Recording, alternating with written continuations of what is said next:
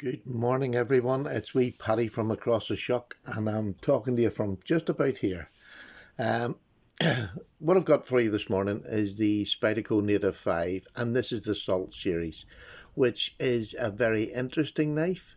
It is a knife that my podcast crew paid for. They all chipped in, as we do, and we buy a knife and then we give it a proper testing rather than just a quick review. So this is just to let them see that we have bought the knife, and I thank them so much for that. I'm really looking forward to testing this. I think it's an intriguing little knife, and I genuinely believe this is a knife that I'm going to get great use out of this summer and hopefully do some great testing for the long term. So, what is it? Let's just talk about it. It's a completely non-rust resistant knife. Now, I'm saying resistant. lc200 is a fantastic steel. It's almost like the Salt series, the H1, which is completely rust resistant. This is nearly as near as you're going to get to it. Everything about it, from the screws to the detent ball, which has been changed to ceramic now, are all rust resistant. So you can actually walk in the sea with this and just give it a quick rinse underwater when you come out of it. I'm talking about clean water, and just let it dry. You're not going to have to worry about it, which is great. And it's great for people like me who would be at the sea quite often. I have a caravan, which I'm recording this from now, which is right down on the coast, right down at the sea. I think I'm about 30 metres from the sea. So this is a perfect place to have this knife, to take to the beach, to do any carving, cutting down there at the shore. So what size is it? This knife is an overall size of 7 inches. Now these are rough measurements. There's a wee bit in between. It's a 4-inch handle, 3-inch blade, but it's only got about a 2.5-inch cutting blade because it has a forward choil. And it's a great forward choil. Now, when I first got this, and I got it in hand, when you put this in your hand, this is an incredibly comfortable knife. I have never held or touched a Native 5 before, and now I really don't know why. I have no excuses. It is such a comfortable knife. Now, like most Spydercos, and I've got beside me here is my Para 3, Spydercos have this raised hump, and that's great for a sort of, if you want to do a wee bit more harder use. I'm going to refer to the Para 3 because to me it has a lot of comparisons and a lot of crossovers to what I'm going to do. So I can tell you what I'm going to do, and if it affects you, then all the better. It's got an FRN handle. It's got the typical Spidey hole, which is not as big as some of them, but this isn't a fidget factor knife. You're buying this knife for what it can do, and it's got this is the, there we go, lc200, and this is the made in Golden, Colorado, USA Earth model. And the only other thing you'll have there, your Spyderco logo there, and on the other side you have the lc200 signature. It's a Lockback, which a lot of people are not over keen on, but I just love this arch figure here. In hand, it is absolutely lovely. Now, does it have faults? Yes, it does have faults. It's typical Spyderco when it's done in their factories. That is just really sharp. So if you're going to fidget and play with it and cut with it, that will get on your nerves. That's all the way down. That's my thumb catching. So I'm going to have to knock them edges down. I shouldn't have to do that. For the amount of money that you're paying for that, over here this is £130, which is, you know, you're touching on nearly $145 for this. So it's probably about $15, $20 more over here than it is in the US. I shouldn't have to do that. For that money, I shouldn't have to do that. Now, how does it come? The blade grind on it is all right, which Spydercos are just all right. You can see it's a bit wavy at the top here. It gets a bit thicker, but it's all right. It's one of the better Spydercos I've had in a while. Again, they don't do the sharpening choil, so I'll put a sharpening choil in. And I hear this more and more, people having to put sharpening choils in. we shouldn't have to do that. I think a sharpening choil should be in all blades because you can never tidy this edge up. And if it's going to be a working knife, I can sort of, can you understand it? No, I can't really understand it, even if somebody's going to collect knives. If there's a sharpening choil in the mall, there's a sharpening choil in the mall. But to me, if you're a knife user and a sharpener, you want a sharpening choil, especially if you don't have some fancy system that's going to directly come down here and not touch the side. So to me, no, it needs to be a sharpening choil. Put it all Spyderco knives. I'm sorry, I just don't agree with this. It catches in boxes, it catches in rope. I don't find, never found that whatsoever. And I put a sharpening choil on all of mine. There's a little sharpening choil. It doesn't catch. I've not caught it on anything. So there are my opinions.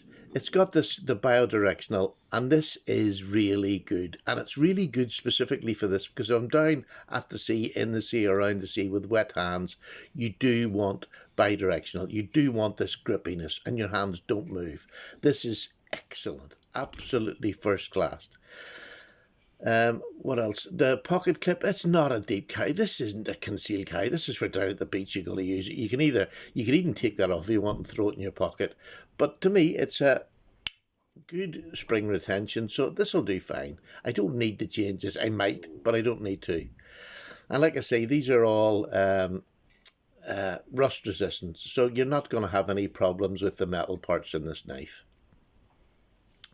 The reason I'm going to compare this to the Para 3 is because it's twofold.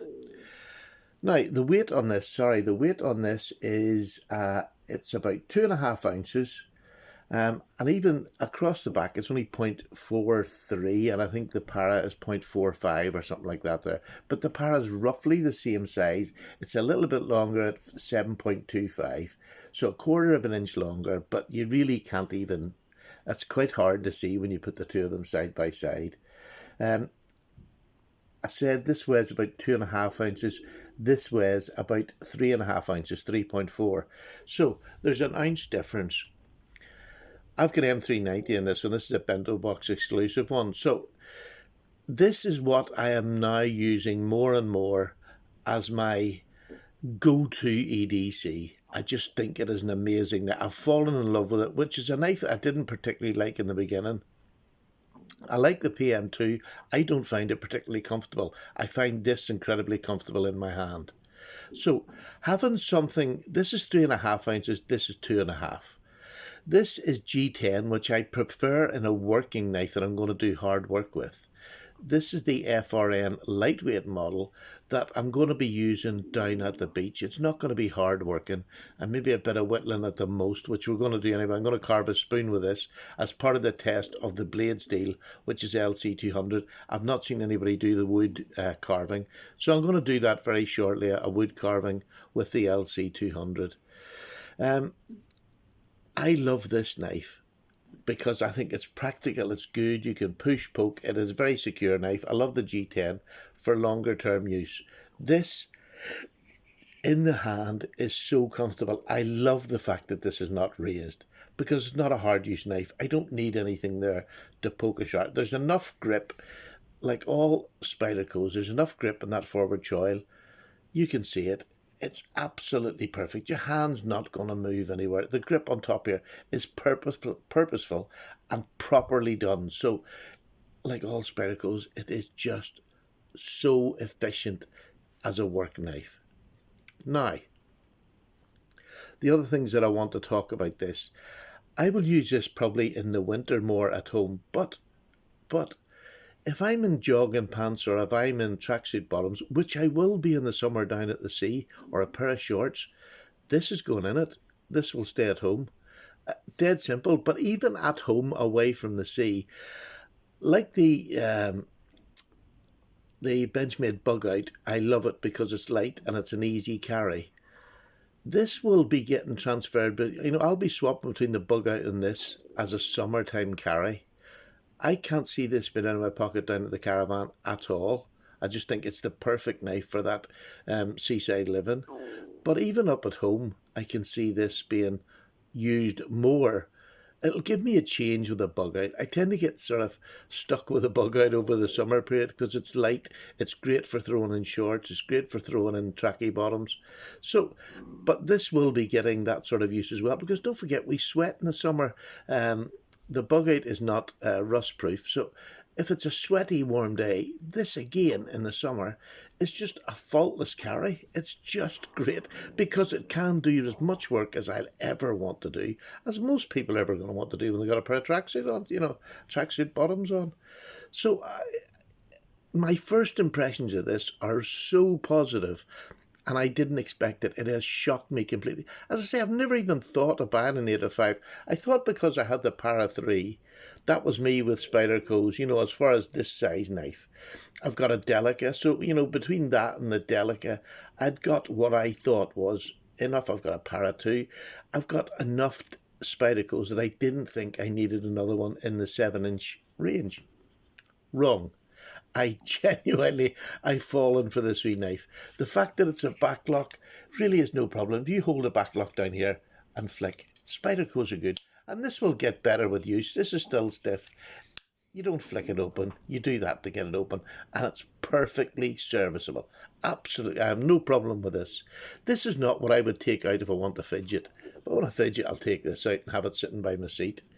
This is for use. This is not a knife that I want sitting at the side and not being used and just be part of the collection. The yellow scales, although they are sort of bright and cheerful, I'm not going to keep them. We're going to rit dye that, and we're going to rit dye that red.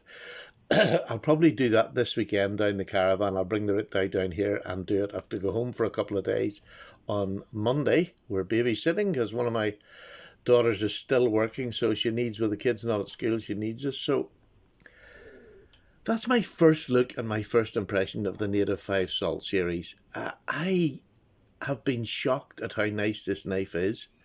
It is different than the Para 3. There is enough difference that it warrants having the both. I mean, without a shadow of a doubt, I would have thought that this would have been just a buy one, do all. This, I believe, is going to get as much use as my Para 3. And I love it for completely different reasons. So, I'm not going to labour the point on this. I just think that sometimes in the knife collection you look at knives and you think, well, I don't need that. And I probably don't need this. But now that I've got it, I realise there's so many uses that I will use this for above the Para 3, which I believe is a great work knife. Just an everyday man's work knife. The Para 3 is it's even taken over the bug out as the one I go to more often. But the bug out is the summer one, and it's nearly summer, so it'll be coming back into its own. This is also a summer knife, but this can be used all year round down at the caravan at the sea. So there we go. I'm away. Short, sweet, but it's just an introduction. I can't speak this morning, to the Native 5 Salt series with lc200 blade steel, which is amazing. I've got it in my Spidey chef. I'll go into that later. It is just an amazing steel that takes a screaming edge and holds it for a fairly good amount of time. That's about it. Thank you so much to the patrons on my Paddy's Parlours podcast on a Monday night. I'll speak to you tomorrow night. I'm off. I've got a wee cup of tea. I haven't even got my Heinnie Haynes mug down here. I've just got my normal mug. And I'll speak to you tomorrow night. Take care. All the very best. And for those of you who are ill or who are self-isolating or are being isolated because of your health conditions, you have my sympathy. We're thinking about you. Take care and keep involved in the YouTube world, and it gives you an outlet for somebody to talk to, whether it's not virtual, but it's somebody you can talk to. Take care. All the best. Paddy's away.